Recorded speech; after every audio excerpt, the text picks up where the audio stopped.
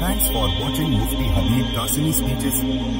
Subscribe and click the bell icon for more videos. Alhamdulillahi wassalatu li waliyiha. Assalamu alaikum wa rahmatullahi wa barakatuhu wa asadallahu awqatakum bikulli khair. বর্তমান কুরবানির ইতিহাস হচ্ছে রব্বি হাবলি মিনাস সালিহিন ফাবাশশারনাহু বিগুলামিন হালিম ফালাম্মা বালাগা মা'হু সাইয়া ক্বালা ইয়া বুনাইয়া ইন্নী আরা ফিল মানামি আন্নী আযবাহুকা ফানদুর মাযা তারা ক্বালা ইয়া আবাতি ফাআল মা তু'মার সাতাজিদুনি ইনশাআল্লাহু মিনাস সাবিরিন। ফালাম্মা আসলামা ওয়া তাল্লাহু লিল জাবিন ওয়া নাদাইনাহু আন ইয়া ইব্রাহিম কদ সাদ্দাকতা রুইয়া ইন্না কাযালিকা নাজজিল মুহসিনিন ইন্না হাযা লাহুয়াল বালাউল মুবিন ওয়া ফাদাইনাহু বিযিবহিন আযীম ওয়া তারাকনা আলাইহি ফিল আখিরিন সালামুন আলা ইব্রাহিম কাযালিকা নাজজিল মুহসিনিন ইন্নাহু মিন ইবাদিনাল মুমিনিন। এটা হচ্ছে আমাদের কুরবানি। এর ইতিহাস হচ্ছে হযরত ইব্রাহিম এবং ইসমাইল আলাইহিস সালাম বাপ বেটার। হযরত ইসমাইল আলাইহিস সালাম হচ্ছেন ইব্রাহিম আলাইহিস সালামের বড় ছেলে। ইনি মক্কায় অবস্থান করেছিলেন এবং তিনার কুরবানি দেওয়া হয়েছিল। তো আল্লাহ তাআলা বলছেন যে আমি হযরত ইব্রাহিমকে আমি সন্তান দান করলাম বার্ধক্যে, আর তাকে বড্ড কি সৎকর্মশীল একটা ছেলে সন্তান দান করলাম। গোলামিন হালিম বলা হয়েছে। ফালাম্মা বালাগু মা'হু সাইয়া, তারপরে সে যখন একটু দামাল বা যুবক হলো বলা হচ্ছে তখন ইসমাইল আলাইহিস সালামের বয়স ছিল 13 বছর। ক্বালা ইয়া বুনাইয়া ইন্নী আরা ফিল মানামি আন্নী আযবাহুকা। আব্বা বলছেন ইব্রাহিম আলাইহিস সালাম যে আমি স্বপ্ন দেখেছি যে আমি তোমাকে জবাই করছি। কারণ এই যত নবী রসুল পয়গম্বরকে আল্লাহ তাআলা পাঠিয়েছেন তাদেরকে নির্দেশনা যে আল্লাহ তাআলা আসমান থেকে দিয়েছেন সেটার 3টে ভাগ। কখনো ওহির মারফত পাঠিয়েছেন নির্দেশনা, কখনো ঘুমন্ত অবস্থায় স্বপ্নযোগে পাঠিয়েছেন, আবার কখনো দিলের মধ্যে ইলহাম করে বার্তা পাঠিয়েছেন। এই 3 ধরনের আল্লাহর পক্ষ থেকে নির্দেশনা নবীদের কাছে এসেছে। তো হযরত ইব্রাহিম আলাইহিস সালাম তিনি কোনো নবী কখনো চোখ ঘুমলেও তাদের অন্তর ঘুমোয় না। তো উনি বললেন যে আমি স্বপ্নে দেখেছি যে আমি তোমাকে জবাই করছি। তখন ছেলে বলছে ফানজুর মাজা তারা, আপনাকে যে নির্দেশনা দেওয়া হয়েছে সেটা আপনি করে বাস্তবায়ন করেন। ক্বালা ইয়া আবাতি ফাআল মা তু'মার। তখন বলছেন আপনাকে যে আল্লাহ তাআলা হুকুম দিয়েছেন সেটাই আপনি করে দেখান। সাতাজিদুনি ইনশাআল্লাহু মিনাস সাবিরিন, আমাকে ধৈর্যশীলদের মধ্যে অবশ্যই আপনি পাবেন। ফালাম্মা আসলামা ওয়া তাল্লাহু লিল জাবিন, তারপরে যখন মান্যতা করে ওনাকে ফেলা হচ্ছে কোরবানির জন্যে তখন ওনাকে কাত করে ফেলা হয়েছে। তার মানে মুখমণ্ডলটা মাটির দিকে করা হয়েছে যেন ওনার মুখটা দেখে ইব্রাহিম আলাইহিস সালামের মনের মধ্যে কিন্তু ইত্যাদি কোনো রকম অবকাশ না থাকে, সেই জন্য মুখটা আড়াল করার জন্য মুখটাকে কাত করে বা মাটি মুখো করে ওনাকে শুইয়ে দেওয়া হলো। ওয়াতাল্লাহু লিল জাবিন, কাত করে শুইয়ে দেওয়া হলো। ওয়ানাদাইনাহু আন ইয়া ইব্রাহিম, তারপরে আল্লাহ তাআলা আওয়াজ দিচ্ছেন ইয়া ইব্রাহিম কদ সাদ্দাকতা রুইয়া, তুমি তো স্বপ্নকে সার্থক করে দেখালে। ইন্না কাযালিকা নাজজিল মুহসিনিন, আমি তো এইরকম কি করি, এভাবেই আমি সৎকর্মশীল যারা হয় তাদেরকে আমি এইভাবেই প্রতিদান দিয়ে থাকি। অবশ্যই এটা ছিল একটি সুস্পষ্ট পরীক্ষা। ইন্না কাযালিকা নাজজিল মুহসিনিন ইন্না হাযা লাহুয়াল বালাউল মুবিন, এটা একটা প্রকাশ্য পরীক্ষা ছিল। ওয়া ফাদাইনাহু বিযিবহিন আযীম, তার বদলে একটা বড় জবিহা বা কোরবানির দ্বারা সেটাকে আপনার ছেলেকে আল্লাহ তাআলা বাঁচিয়ে তুললেন। ওয়া তারাকনা আলাইহি ফিল আখিরিন, আর এটা আগামী ভবিষ্যৎ প্রজন্মের জন্য সকলের জন্য করণীয় করে আল্লাহ তাআলা পরবর্তী জনের জন্য ইতিহাস এবং সুন্নত করে রেখে দিলেন। সালামুন আলা ইব্রাহিম, শান্তি হযরত ইব্রাহিম আলাইহিস সালামের উপরে। কাযালিকা নাজজিল মুহসিনিন, এইরকমভাবে সৎকর্মশীলদের আমি কি করি, প্রতিদান দিয়ে থাকি। ইন্নাহু মিন ইবাদিনাল মুমিনিন, আর তার সঙ্গে সঙ্গে আল্লাহ তাআলা ইব্রাহিম আলাইহিস সালামকে ঈমানদারদের অন্তর্ভুক্তির একটা সার্টিফিকেট দিয়ে দিলেন যে ইব্রাহিম আলাইহিস সালাম ছিলেন মুমিন বান্দাদের অন্তর্ভুক্ত। সূরা সাফাতের মধ্যে আল্লাহ তাআলা 100 থেকে 111 নম্বর আয়াত পর্যন্ত এই বিষয়গুলো সব বর্ণনা করেছেন। ইবনে কাসির রাহমাতুল্লাহ আলাইহি বলেন যে আল্লাহ তাআলা আমাদের জানান যে তার ঘনিষ্ঠ বন্ধু ইব্রাহিম আলাইহিস সালাম যখন তার পিতৃভূমি থেকে হিজরত করলেন তখন তিনি তার প্রভুর কাছে চেয়েছিলেন যে তিনি যেন তাকে সৎকর্মশীল সন্তান দান করেন। তাই আল্লাহ তাআলা তাকে একজন ধৈর্যশীল পুত্র সন্তানের সুসংবাদ দিয়েছিলেন। এটা ছিল ইসমাঈল আলাইহিস সালামের ব্যাপারে, কেননা তিনি ছিলেন ইব্রাহিম আলাইহিস সালামের ঔরসে জন্ম নেওয়া প্রথম ছেলে। এই ব্যাপারে বিভিন্ন দিনের মানে বিভিন্ন ধর্মের ইহুদি, খ্রিস্টান, মুসলমান, যে ধর্মেরই অনুসারী হোক সকলের কারো মধ্যে কোনো মতভেদ নেই যে ইব্রাহিম আলাইহিস সালামের ঘরে ইসমাঈল আলাইহিস সালামই প্রথম পুত্র সন্তান জন্ম নিয়েছিলেন। ইহুদি, খ্রিস্টান, মুসলমান সবাই তখন থেকে মেনে আসছে, এটা মান্যতা দেয়, এর বিরোধিতা কেউ করে না। তো ফালাম্মা বালাগা মাহু সাইয়া, যখন সে তার সাথে হাঁটার মতো বড় হলো, তখন তিনি বড় হয়েছিলেন এবং আব্বার মতোই নিজের দেখাশোনা করতে পারতেন। মুজাহিদ রহমতুল্লাহ বলেন যখন সে তার সাথে হাঁটার মতো বড় হলো, অর্থ হচ্ছে তিনি যখন বড় হয়ে উঠলেন এবং বাহনে চড়তে পারতেন, হাঁটতে পারতেন এবং আব্বার মতো কাজ করতে পারতেন। ফাররা বলেন যে যাবার সময় হযরত ইসমাঈল ইসলামের বয়স ছিল 13 বৎসর। ইবনে আব্বাস রাদিয়াল্লাহু তাআলা আনহু বলেন যে ওই সময় তিনি কেবল সাবালকত্বে উপনীত হয়েছিলেন। তার মানে ইব্রাহিম আলাইহিস সালামের জমানায় তখন পুরুষরা পৌরসত্ব তাদের মধ্যে খুব বেশি থাকতো, সেই জন্য 13 বছর বয়সে হযরত ইসমাঈল আলাইহিস সালাম সাবালক হয়ে গিয়েছিলেন, অ্যাডাল্ট হয়ে গিয়েছিলেন। এরকম এক অবস্থা যখন আসলো তখন ইব্রাহিম আলাইহিস সালাম স্বপ্নে দেখলেন তাকে তার ছেলেকে কোরবানি করার আদেশ দেওয়া হচ্ছে। আর নবীদের ওহী 3 ধরনের হয়, এই যে বললাম, তো তাদের চোখ তো ঘুমিয়ে থাকে কিন্তু তাদের অন্তর ঘুমায় না। সেই জন্যে আল্লাহ তাআলা তার ঘনিষ্ঠ বন্ধুকে তার প্রিয় পুত্র কোরবানি করার আদেশ দিয়ে পরীক্ষা করেছিলেন। তিনি তার বৃদ্ধ অবস্থায় পেয়েছিলেন এবং তারপর শিশু অবস্থায় তাকে তার মাকে মরুভূমিতে রেখে আসার আদেশ পেয়েছিলেন, এমন এক উপত্যকায় যেখানে কোনো মানে জনমানব শূন্য, সারা শব্দ, যেখানে জনপ্রাণের কোনো সারা শব্দ ছিল না, কোনো মানুষজন ছিল না, কোনো বৃক্ষরাজি ছিল না এবং কোনো পাকালি ও পশুও ছিল না। ইব্রাহিম আলাইহিস সালাম আল্লাহর আদেশ পালন করলেন এবং আল্লাহর উপর ভরসা করে তাদের সেখানে রেখে আসলেন। আর আল্লাহ তাআলা তাদের জন্য অপ্রত্যাশিত উৎস থেকে রিজিক পাঠালেন। এত কিছুর পরও তার ঘরে প্রথম জন্ম নেওয়া আর তার একমাত্র পুত্রকে হযরত ইব্রাহিম আলাইহিস সালামকে কুরবানির জন্য যখন আদেশ করা হলো তখন তিনি আল্লাহর ডাকে সাড়া দিলেন এবং তার আল্লাহর আদেশ মেনে নিয়ে তিনি যা চেয়েছিলেন তা করতে উদ্যত হলেন হযরত ইব্রাহিম আলাইহিস সালাম এবং নিজের ছেলের ব্যাপারটি সম্বন্ধে ছেলেকে বললেন যে ব্যাপারটা এরকম, তো যেন সে শান্ত থাকে ও উচ্ছৃঙ্খল না হয়ে পড়ে এবং তাকে জোর করে কোরবানি করতে না হয়, সেই জন্য ছেলেকে পুরোপুরি খোলাখুলি তিনি বলেছিলেন।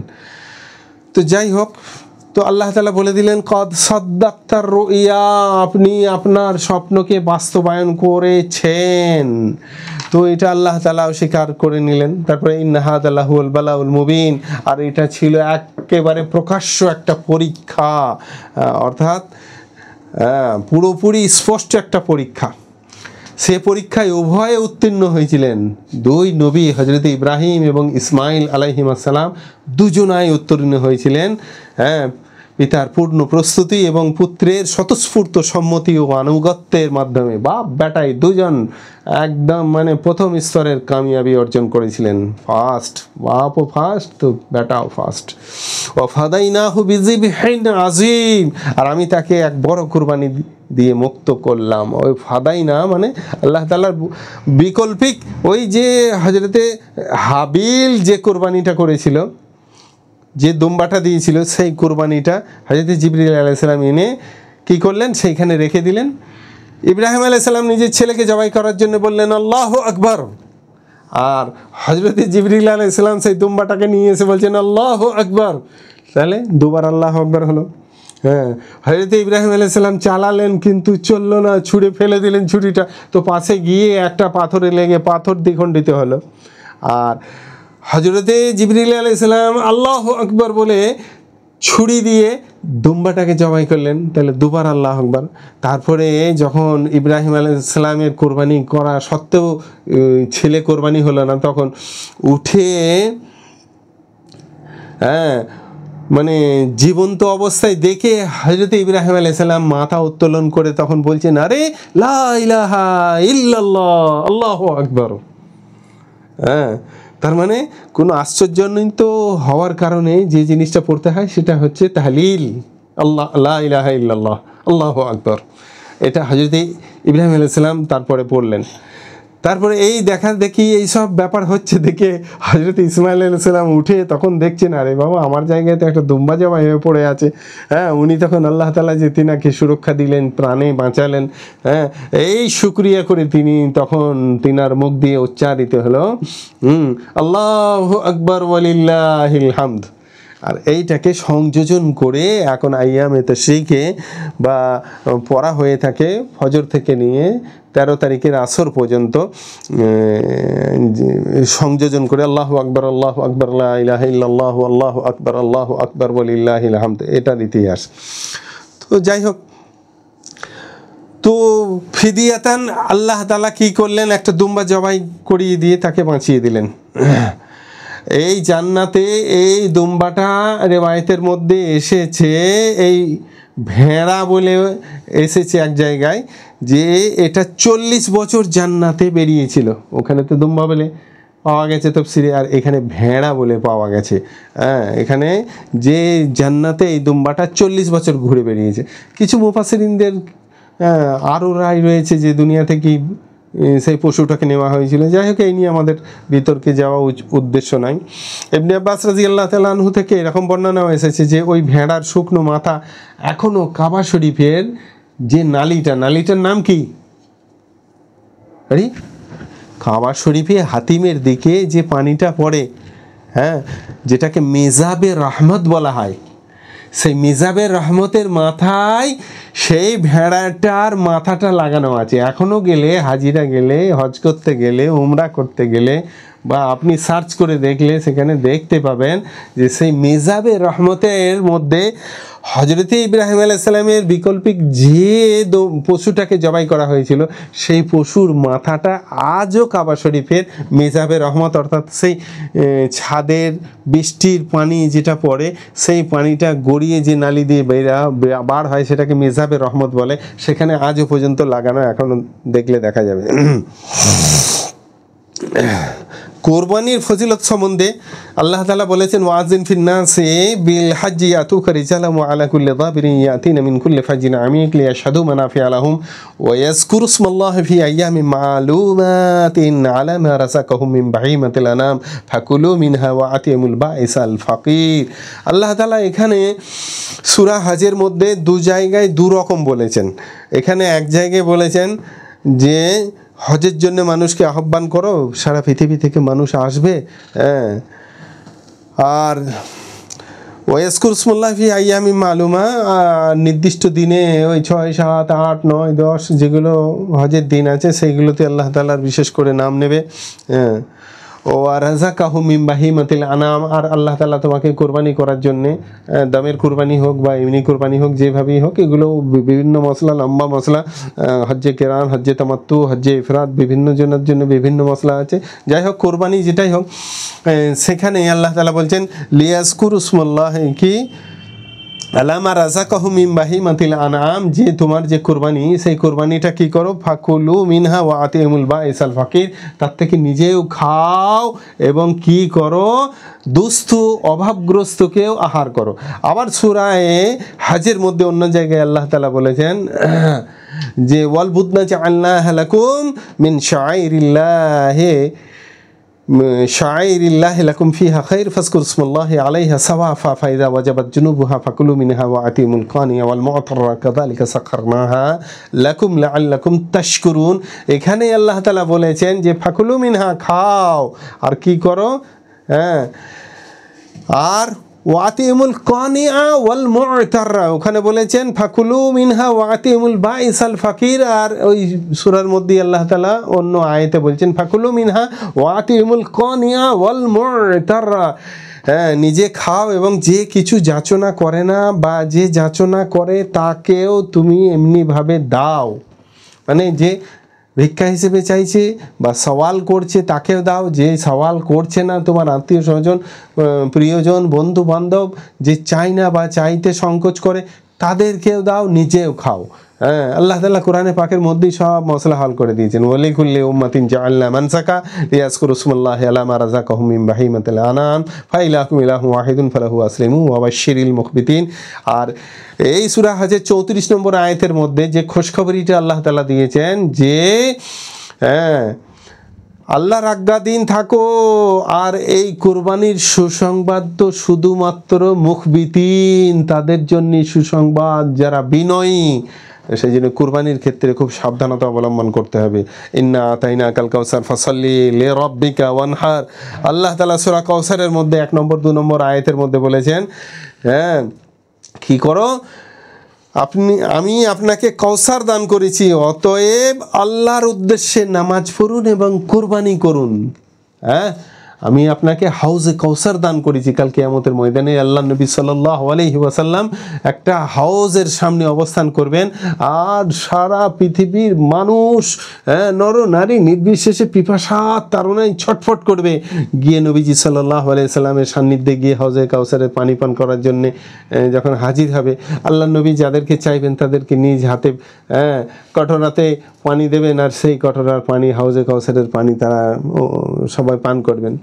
হাদিসে পাকের মধ্যে এসে লা ইয়াদমাউ আবাদা, আর একটা হাদিসের মধ্যে এসে লা ইয়াদখুলুল জান্নাহ, ইয়াজমাউ হাত্তা ইয়াদখুলাল জান্নাহ, আর একটা আবাদা শব্দ এসেছে। তার মানে নবীজির হাতে ওই হাউজে কাউসারের পানি পান করার পর একটা হাদিস অনুযায়ী বলছে সে চিরকালের জন্যে পিপাসা মুক্ত হয়ে যাবে। আর একটা হাদিসের মধ্যে এসেছে মানে যতক্ষণ না জান্নাতে প্রবেশ করছে ততক্ষণ আর নতুন করে তার পিপাসা লাগবে না। তো যাই হোক, দু রকমই হাদিস এসেছে।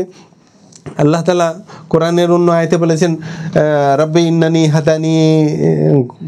ইন্নানি হাদানি রব্বি ইলা সিরাতিম মুস্তাকিম দীনান কিয়ামান মিল্লাতা ইব্রাহিম হানিফা ওয়া মা কানা মিনাল মুশরিকিন কুল ইন্না সালাতি ওয়া নুসুকি ওয়া মাহইয়া ওয়া মামাতি লিল্লাহি রাব্বিল আলামিন লা শারীকা লাহু ওয়া বিযালিকা উমিরতু ওয়া আনা আউয়ালুল মুসলিমিন। আপনি বলে দিন, আমার প্রতিপালক আমাকে সরল পথ প্রদর্শন করেছেন, একাগ্র চিত্তে ইব্রাহিমের প্রতিষ্ঠিত ধর্ম, সে অংশীবাদীদের অর্থাৎ হযরত ইব্রাহিম আলাইহিস সালাম মুশরিকদের অন্তর্ভুক্ত ছিলেন না।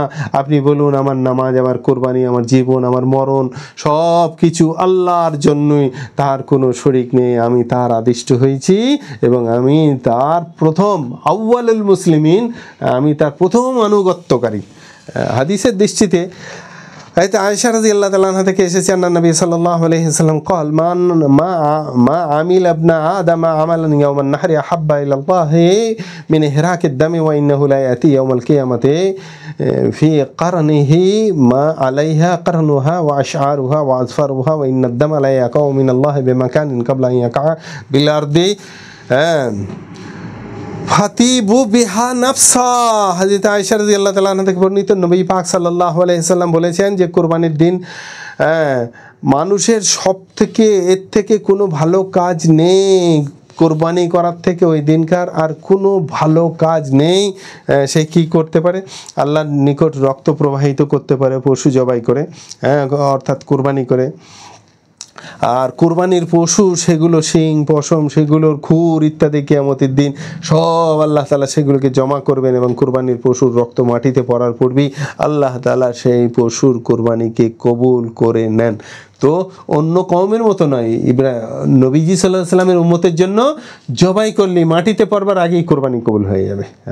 সেই জন্যে তোমরা কি করো, সুতরাং ফাতিবু বিহা নাফসা, তোমরা প্রফুল্ল চিত্তে কোরবানি করো, মন ছোট করে নাই, উদার মনে কোরবানি করো। হযরত আবু হুরায়রা রাদিয়াল্লাহু তাআলা আনহু থেকে আন আবি হুরায়রা আন রাসূলুল্লাহ সাল্লাল্লাহু আলাইহি ওয়াসাল্লাম قال মান ওয়াজাদা সাআতান ফালাম ইউদাহি ফালা ইয়াকরাবান্না মুসাল্লানা, যে সমর্থ থাকা সত্ত্বেও কোরবানি করল না সে যেন ঈদগাহে না আসে। এই কথাটা তো খুব মারাত্মক কথা, অনেকের ব্যথা সঞ্চার হতে পারে, কিন্তু নবীজির এই অভিমানযুক্ত কথা, সবাই সতর্ক হই এই অভিমানী কথা যে তোমরা ঈদগাহে খবরদার এসো না, যে ক্ষমতা থাকা সত্ত্বেও কোরবানি করে না। সেই জন্য এই বিষয়ে আমরা সকলে সতর্ক থাকবো। عن ابن زيد بن أرقم قال قال رسول الله قالوا يا رسول الله هذا الأضحى ما هو؟ قال سنة أبيكم إبراهيم عليه السلام. قالوا ما لنا منه؟ قال بكل شعرة حسنة. قالوا والصفوف؟ قال بكل شعرة يعني حسنة. حضرت زيد بن আরকাম রাদিয়াল্লাহু তাআলা আনহু বলেন, একদিন রাসূলুল্লাহ সাল্লাল্লাহু আলাইহি সাল্লাম সাহাবীগণকে বললেন যে আল্লাহর রাসূল এই কুরবানি কি? তিনি বললেন যে তোমাদের বাপ হযরত ইব্রাহিম আলাইহিস সালামের সুন্নত। তারা আবার জিজ্ঞাসা করলেন তাতে আমাদের জন্য কি রয়েছে ইয়া রাসূলুল্লাহ? হুজুর সাল্লাল্লাহু আলাইহি সাল্লাম বললেন কুরবানির পশুর প্রত্যেক লোমের পরিবর্তে একটি করে নেকি রয়েছে। তারা পুনরায় আবার সাহাবারা জিজ্ঞাসা করলেন ইয়া রাসূলুল্লাহ পশমওয়ালার পশুর প্রত্যেক পশমের পরিবর্তেও কি, হ্যাঁ যে সমস্ত ভেড়া ইত্যাদি তাদের গায়ে প্রচুর পশম হয় তাদের পরিবর্তে কি এক একটি করে নাকি? হ্যাঁ, তো তিনি বললেন আল্লাহ হচ্ছেন দানের ভান্ডার থেকে তিনি দান করেন, তার ভান্ডারেতে কোনো সময় কমিয়ে আসে না। তো সেই জন্যে যে পশুই কোরবানি করবে যত পশমওয়ালাই হোক আল্লাহ তাআলা প্রত্যেক পশমের পরিবর্তে তিনি সংকীর্ণ নন, তিনি প্রত্যেক পশমের পরিবর্তে সওয়াব দান করেন। আল্লাহ তাআলা মাসাইল এবং ফাজাইলের প্রতি মনোনিবেশ করার আমাদের খুব বেশি করে তৌফিক দান করুন এবং নিয়তকে শুদ্ধ করে আল্লাহ তাআলার মহত্বকে বরত্বকে সমুন্নত রাখার উদ্দেশ্যকে সামনে রেখে কোরবানি করার জন্য আমরা সকলে প্রস্তুত হই। ওয়া আখিরু দাওয়ানা আলহামদুলিল্লাহি রাব্বিল আলামিন ওয়া সলাতু ওয়াস সালামু আলা সাইয়্যিদিল আম্বিয়া ওয়া জামিউল মুরসালিন ওয়া আলহামদুলিল্লাহি ইয়া রাব্বিল আলামিন।